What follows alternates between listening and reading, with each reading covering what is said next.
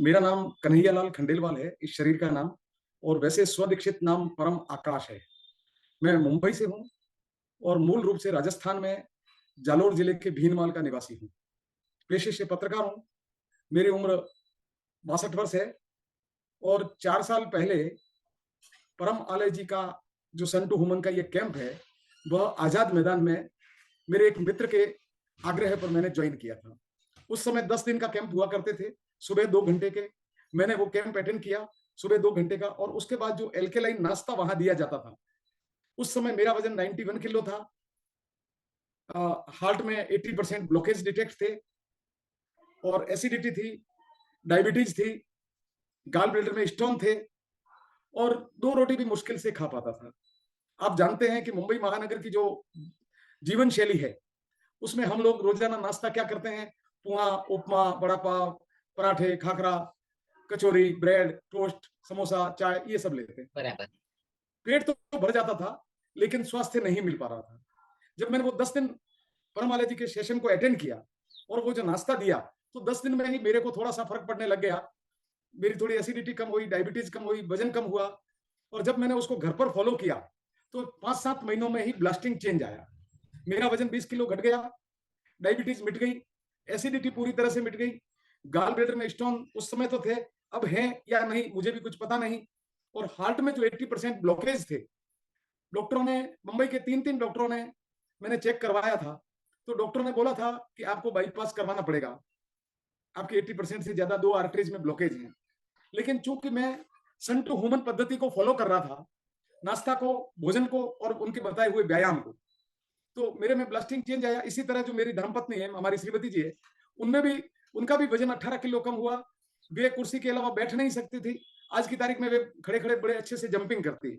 अरे वाह! मतलब उनका भी वजन 18 किलो कम हो गया, सारी बीमारियां उनकी भी दूर हो गई। कहने का अर्थ यह है।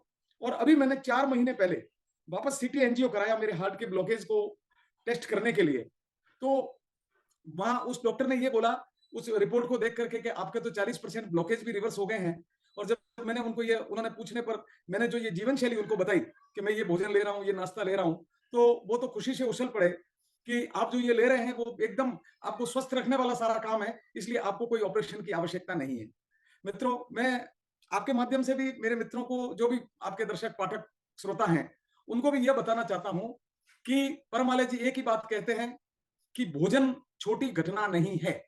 हम लोग भोजन को इग्नोर करके चलते हैं, खड़े खड़े खा लेते हैं, कुछ भी डाल देते हैं, किसी भी समय डाल देते हैं, बिना कॉम्बिनेशन वाला भोजन डाल देते हैं, पोषक तत्वों के बिना हम कुछ खा लेते हैं, पुराना बासी चीजें, बैक्टीरिया वाली चीजें खा लेते हैं, तो हमारा हम बीमार पड़ते हैं।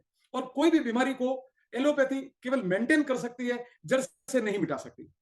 और ये तो मैंने 4 साल में महसूस भी किया है। आज मैं एकदम, मेरे में शरीर, मन और चेतना तीनों के स्तर पर ब्लास्टिंग चेंज आया।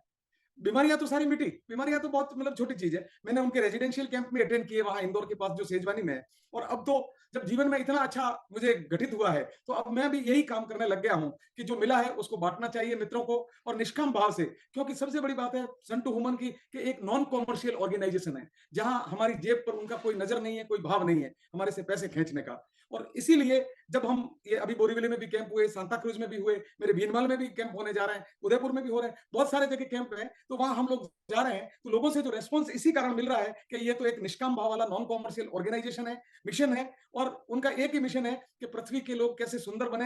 हम भरपूर खाकर भी, मिठाई, मतलब भले हम मिठाई भी खाते हैं, नमकीन भी खाते हैं, सब कुछ है, लेकिन उनके बनाने की जो टेक्निक है, वो अगर हम सीख लें तो भरपूर खाकर भी स्वस्थ रह सकते हैं। और मन को भी आनंदित करते हुए चेतना की यात्रा, जैसा परमालय जी बोलते हैं कि आपका लक्ष्य क्या है, जो परम लक्ष्य है हमारा मनुष्य जीवन लेने का, उसकी यात्रा को भी सफलतापूर्वक हम कर सकते हैं। आपका बहुत बहुत धन्यवाद। धन्यवाद भाई जी, धन्यवाद।